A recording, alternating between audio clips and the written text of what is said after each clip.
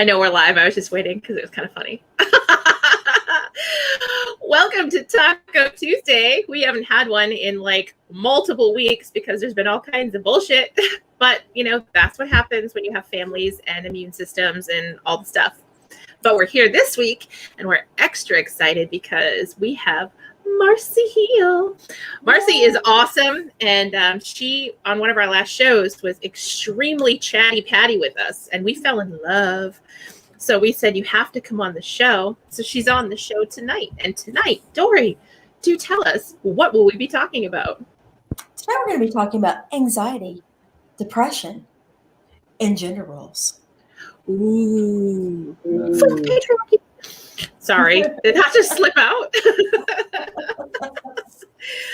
Awesome. And Marcy, if you could just intro yourself and what you do, because what you do is really, really cool. Is it? It is so cool. I am an empathic, intuitive coach for women in career and life. I just feel all the feels and tell you what to do with them. She does. She felt the feels and told me what to do, and I actually listened, and I don't really listen to chicks.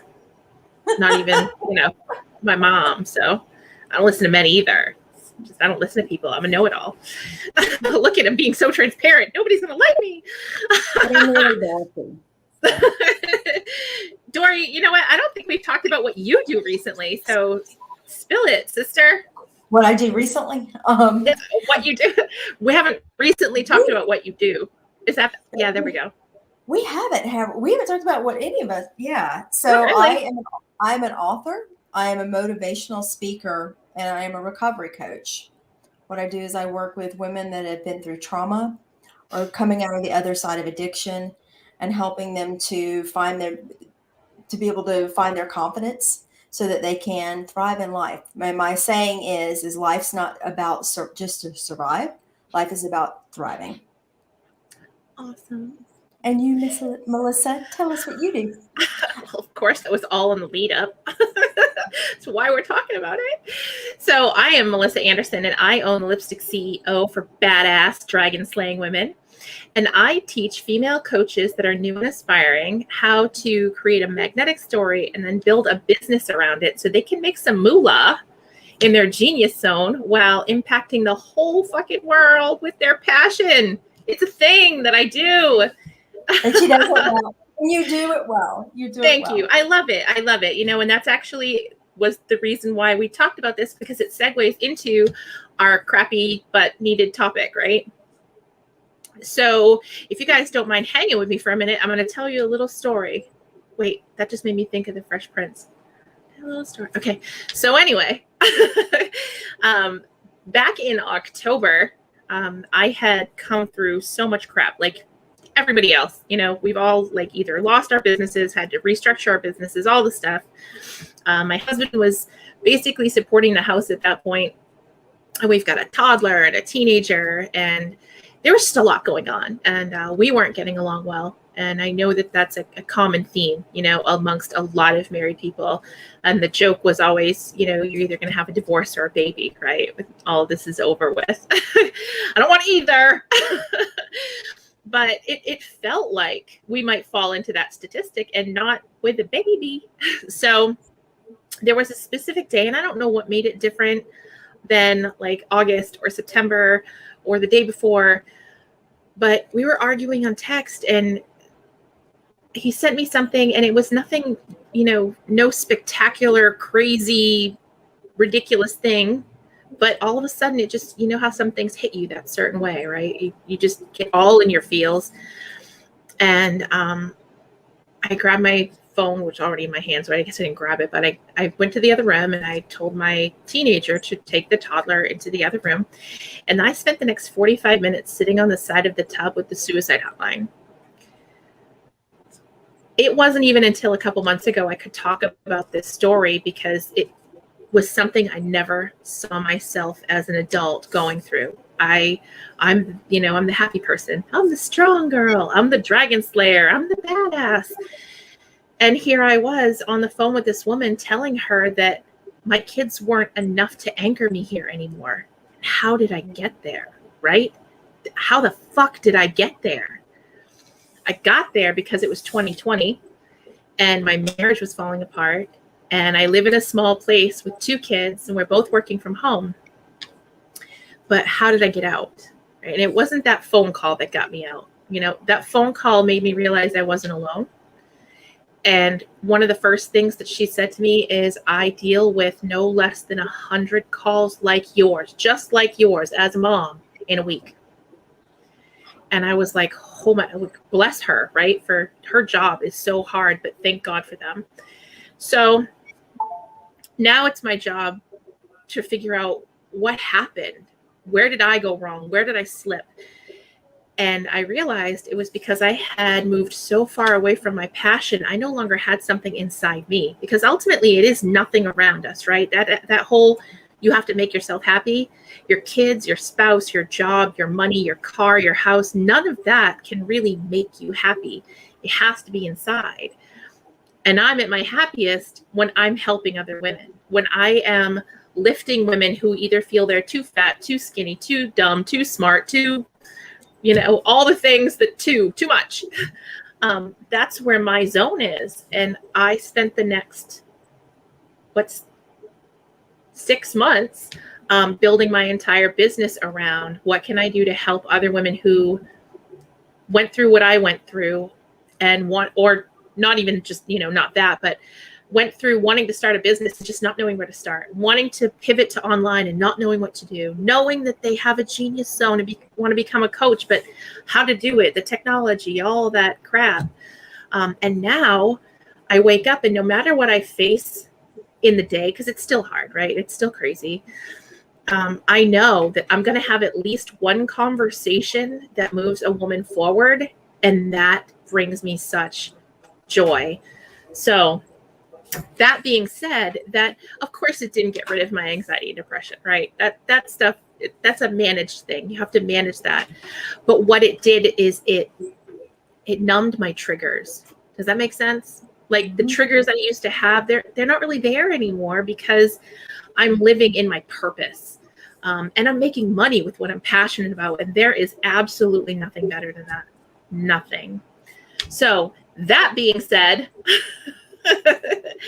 I am curious how you guys, you know, if you deal with anxiety, depression, and what the past year has done to you in regards to that. Would I go first, Mercy? I'll let you go first. Me? You're the guest. Okay. I don't know that I've ever felt really depressed. I tend to be more of an isolated solo type of person anyway, so that part of it has never really triggered me. I definitely have anxiety issues, and I've had them forever, but they seem to have gotten worse with older age, and definitely worse in the pandemic. I have a tendency to isolate myself probably too much when they get really bad, because I think it comes a little bit too from the intuition and stuff. The anxiety gets worse if I can't control it, if I can't tune people out. And when I'm when I am anxious, it's harder for me to do that. Mm-hmm. So if it's a bad environment or a negative feeling, it's really bad, you know? So I tend to just not go anywhere, not do anything if I'm in those moods. And that, if the mood's in my house, it's even worse. You know, if we're stuck in the house and that's there, that I take on everybody else's feelings and I take on everybody else's pain and I take on how they feel and what they're going through. And I can't shut it off all the time, especially with my family. It's really hard because I'm a mom. I'm supposed to take all that on, you know? My husband calls me the pain eater because I will take it. I'll take it. Pain eater. Yeah. And it makes me literally physically sick if I take too much. And so I had to learn how to put up boundaries and push all that back and be able to isolate, but still stay involved in life, you know? I never really felt that clinical depression stuff. My husband deals with it every day. He has his whole life. And so I feel it from him, but it affects me on his level, but I've never been at that point, Melissa. And that makes me very sad, but I understand it. Like I can definitely empathize with it. I've never done it, but I can feel it for sure. I mean, like, we've all had those days where we're just like, I swear, if one more thing happens, right. I was looking up statistics because this is a topic that I covered yesterday with Aaron on our Authentic as Fuck Conversations show. And 37% of depressed people in the past year have had suicidal ideations. And not only are we not talking about that, but we're not even talking about the fact that anxiety and depression hits almost 42% of us. So if you think about that, you're in a room with, 10 people, 4 people plus someone else's foot, 0.2, has anxiety or depression. And that's huge. The Mental Health Association, when they are taking in their studies, 8 out of 10 people in the past year were either depressed, anxious, or both. And that's such a huge number, but yet we don't talk about it because there's like some stigma around mental illness, and it's not fair because there's so much expressed. Oh, you're just PMSing, you're anxious, and blah blah blah. You're emotional. You're being sensitive. Yeah. Dory, how about you? How do you feel like this past year has affected you, and then how are you dealing with it now? Because obviously, best-selling author, you wrote a kick-ass book, like you launched your coaching business, so you're nailing it now too. So what happened that made you go, oh, and then, switch everything around? So for me, I struggled with anxiety more than depression. There was a time in my life when I struggled with depression, and I think mine was booze induced for the most part. But yeah, I did have some depression, and my story, Melissa. I've had a few attempts myself, and one when I was 17, I actually tried. So but for me, when I got sober, I didn't realize how much anxiety I had until I got sober. And Marcy, I take on everyone's emotions that way too. Like when everybody's like frantic or just kind of, it adds on to my anxiety. And I just kind of like before we joined the call, we have a backup in our toilet in here. And so I'm like, it's little things like that. It could be, I'm working a full-time job. I'm starting in my new career in coaching. I wrote a book. I'm trying to market that. And I'm working with Melissa on this awesome show. And Melissa and I are doing some really cool things together. We're about to have a class next week that we're teaching. So all those things are fine. It's the toilet backing up that's going to send me over that edge.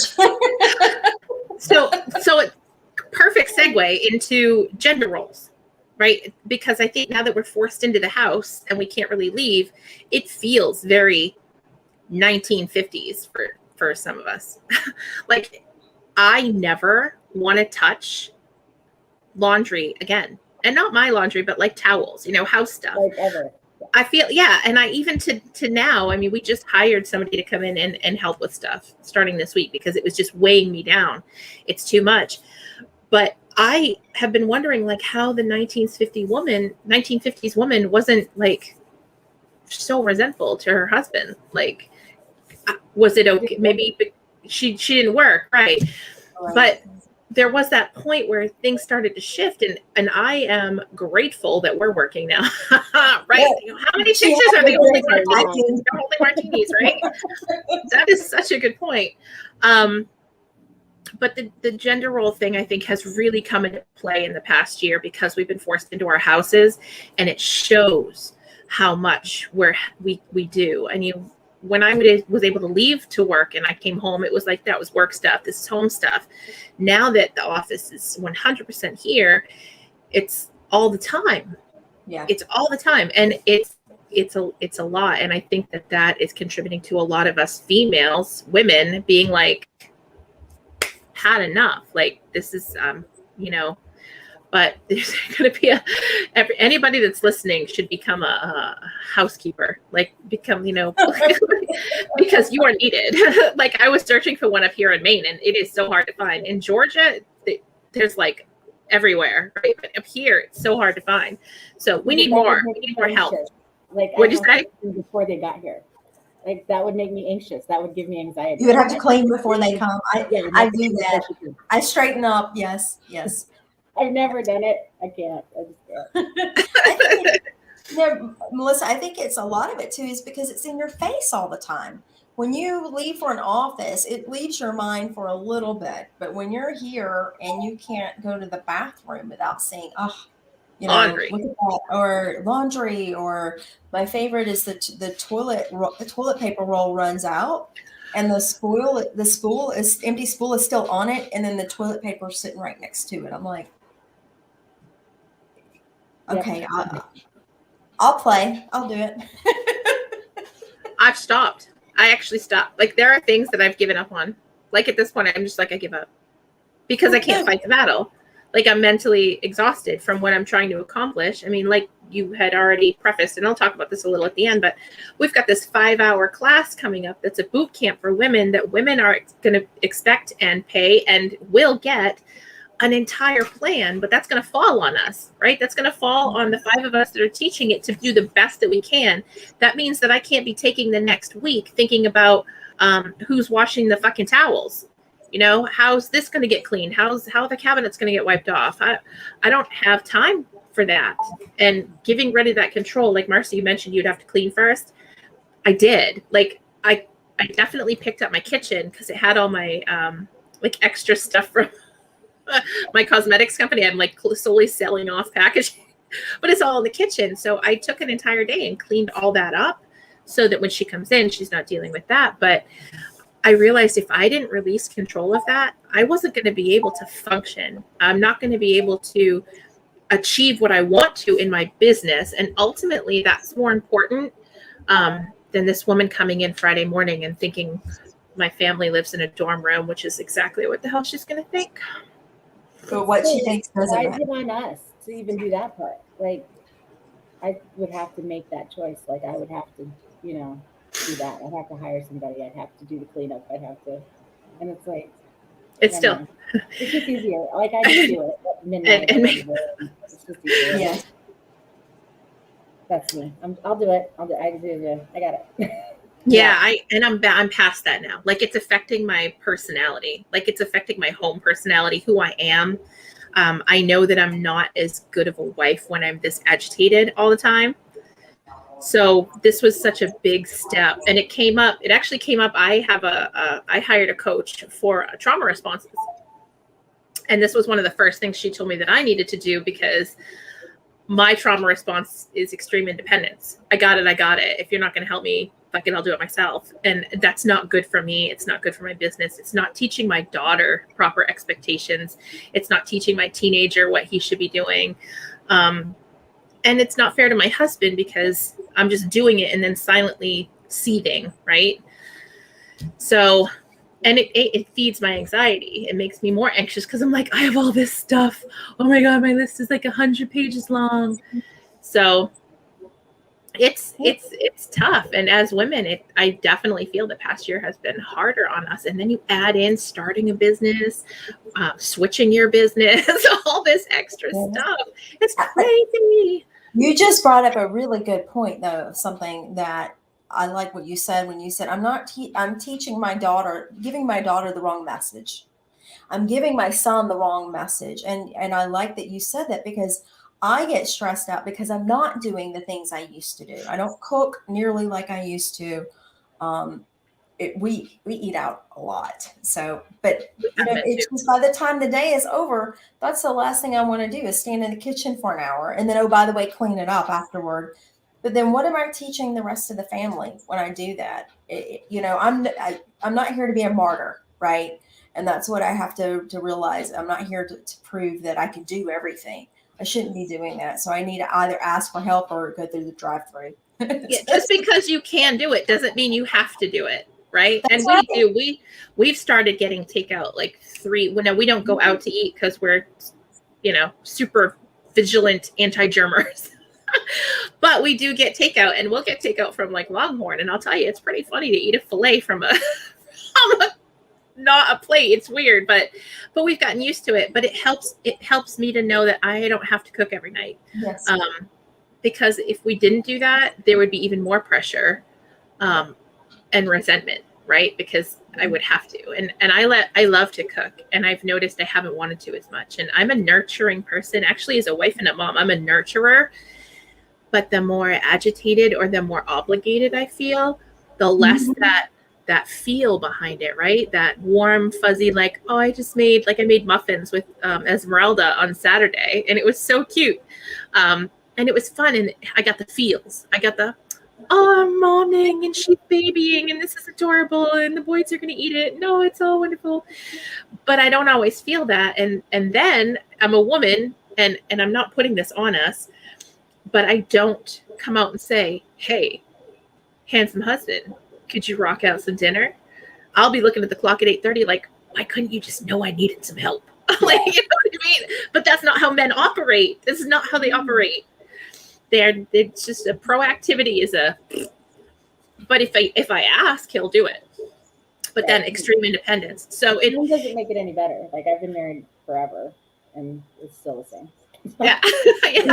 Marcy, do you cook?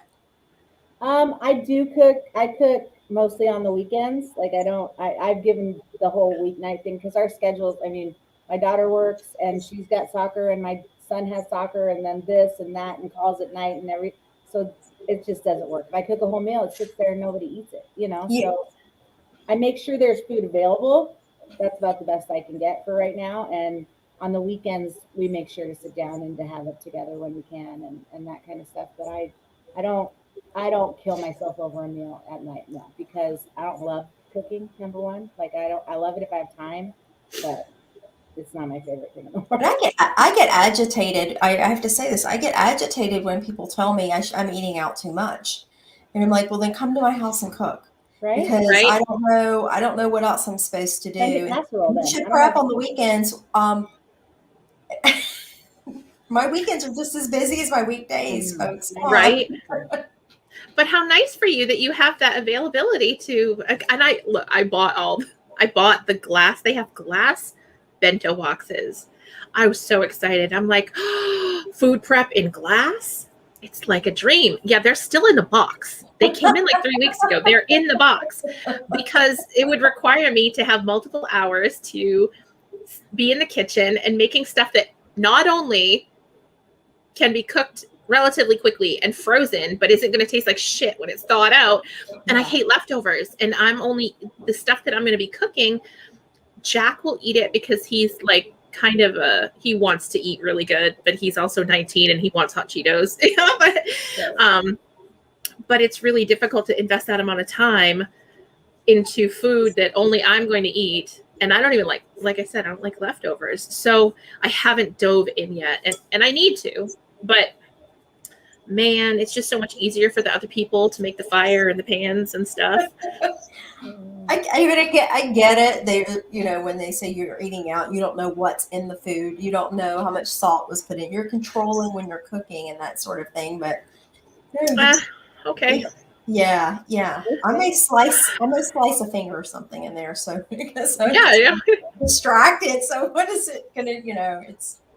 I know I have a friend that wants me to try her, not diet plan, but it's more of a health, because I have an autoimmune disease. So she wants me to try her food plan to control autoimmune disease, right? And for free, so she can get testimonials. And I'm reading the first page and she's like, so it takes about 7 hours on one day to, like, 7 hours of cooking? Nope. No, thank you. That's my weekly total right now. And I love to cook. And I'm like, I don't cook 7 hours all week. Like, right. Ever. Nope. I want to find someplace. So, and I know they have it again. I live in like such a not things available area. That's like the nicest way I can say it because I don't want to down it. Maine's beautiful. But like I was able to get this. They deliver the meals already prepped for your toddler. Right. And it's all natural. And they put like cauliflower in the mashed potatoes and they hide carrots in the spaghetti. And I'm like, ooh, I ordered a week's worth of food for her, which she didn't eat because she lives on grilled cheese and French fries and random other items that don't fall into carrots and cauliflower. So I tried them and I'm like, well, these don't suck, but they're toddler size. Right? Like it's toddler size. I'm like, okay, so this doesn't suck, but I'll be like having to have a bowl of air with it because I'm so hungry after. If they had something like Hello Fresh but cooked, like Hello Fresh and baked, Hello Fresh and grilled, Hello already cooked, it doesn't suck. Yes, that would be awesome. And it needs to not be in a freezer section. You know, I feel like this is one of those things that's lacking. I came up with this business idea last year when all this shit happened. And I was like, what if we put together, pay attention. And this is ours if anybody's listening and these girls want to do it. Not that we have time. But I was thinking about, what if you put together a program where like you could have everything cooked in like an Instant Pot and it's all ready and you just have to dump it in. So like they buy in the program and you have your Instant Pot, because I have my Instant Pot, and you just drop stuff off to me that I can put in there. Perfect. Sold, right? I'm totally all about it. Or the air fryer or something that I don't have to turn on my stove. And it's because I do want to have good food for my family, but I don't want to be the person that is doing the groceries, you know, monitoring the kitchen inventory, doing the cooking, throwing out the shit that's in the fridge when it's time to put your groceries in. Because all that is too much at this point now too. So we need someplace that has those pre-cooked, healthy, but I haven't seen it. It's probably out there. Somebody will message me, hey, I know a guy. Will they come back and clean the Instant Pot after that? That's the dog. You just throw the Instant Pot on the floor. There you go. Mabel. Yum, yum. The 19-year-old does the dishes in the house. That's part of his rent. Wow. Yeah, he's the dish guy. It makes me feel guilty at like 10:30 at night when I put like a teaspoon or something in the sink and it's all clean. I'm like, just kind of slide it into the sink. Sorry. But yeah, so that part. Yeah. So anyway, tangent, gender roles. Yay. Anyway, so yeah, that's about it. That's about it, because we're out of time. But and now I'm thinking about dinner. There are no tacos tonight too, because we didn't do tacos. I am doing tacos. Time to cook tacos. Oh, time to cook tacos, but we're gonna do the tacos I hate. They're like the American tacos, you know, the old El Paso seasoning or whatever in the baggie with the ground beef and the lettuce, tomato. It's fucking gross, man. It's just gross. Like once I lived down south and I had real like Mexican food that my Latino friend cooked, I was like, I'm never eating a crappy taco again. So I will probably have cereal or a salad, and the rest of the family will eat tacos, except for Esmeralda. She'll have her grilled cheese or chicken fingers. But we do want to invite any of you that are watching now or watching on the replay, and Marcy's going to be there that day too. We have a class coming up. It is actually a boot camp, and it is for women that are serious about having a stream of income based on what they're good at. Like the only difference between coaching and advice is getting paid. So get your ass paid. Come to the Dragon Slayers Revenue Engine. You can find all the deets at onlinerevenueengine.com. We'd love to see you. It is me teaching story and how to build a badass course. Dory is going to teach mindset and how to bring the energy of prosperity to you. We've got somebody teaching clarity. Haley Gray of Women's Entrepreneurs Network is going to teach Facebook ads. And Nosheen Khan is going to be teaching automation and giving an awesome email swipe sequence. So that way you don't have to worry about your follow-up. So onlinerevenueengine.com. And we want to see it. But, Marcy, thank you for playing with us. This was awesome. It was so good to see you. Next time, make it like we can get raunchy again, though. That was more fun. We'll have to. Oh, and you know what? We will. We'll plan it. We talked about this already. Sex in your 40s. I totally want to talk about that. Yeah. So in a couple weeks, because I think we have a breathing person maybe next week. I'm not sure. We do. Yeah. Lee's going to be joining us next week and talking about breathing and how important breathing is. Well, that'll be really helpful for our sex in our 40s talk. The we week will after. do the dishes for that. Right. All about the menopause show. Right. Awesome. Awesome. All right, guys. Thanks for hanging out tonight. So good to see you all. And we will catch you next week. Bye. Bye.